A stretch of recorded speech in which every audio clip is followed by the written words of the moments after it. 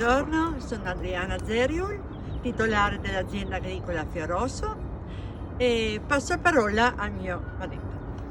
Oggi ci troviamo a Sant'Olivo della Valle nella strada dei vini e dei sapori. Siamo nell'azienda agricola Fiorrosso. Questa azienda è un'azienda olivicola e ci troviamo in un oliveto, uno dei più grandi della regione. Abbiamo iniziato con i nostri ulivi che si trovano sotto la località di Prebenico, con gli ulivi che aveva lasciato il suo bisnonno Antonio.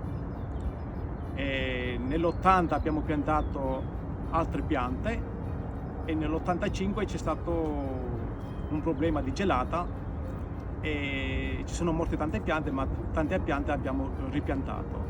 La svolta è venuta nel 2000, quando abbiamo preso questo terreno e abbiamo piantato tutti questi ulivi, e qua ci troviamo che abbiamo la più alta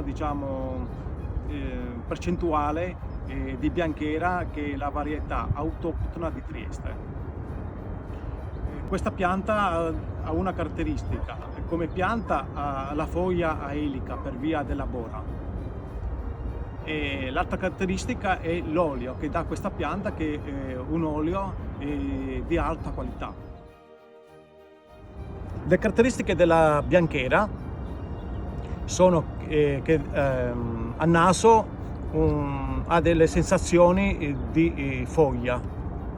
Qualcun altro può anche sentire l'erba. In bocca sono sensazioni di amaro e piccante. Questo vuol dire che avendo queste tre caratteristiche, vuol dire che è un olio di alta qualità.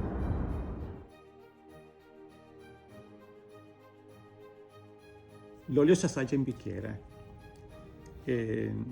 Lo poggiamo sul palmo della mano, con l'altra mano chiudiamo e andiamo a bloccare le particelle volatili dell'olio.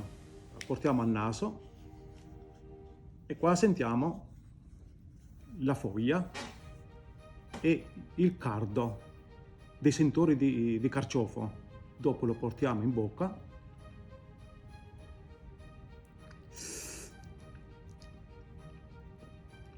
all'amaro del carciofo, ma anche della mandorla. Ha dei sentori di mela e anche di pomodoro, e anche alla fine il retrogusto, anche quella di piccante, e la nostra tergeste DOP.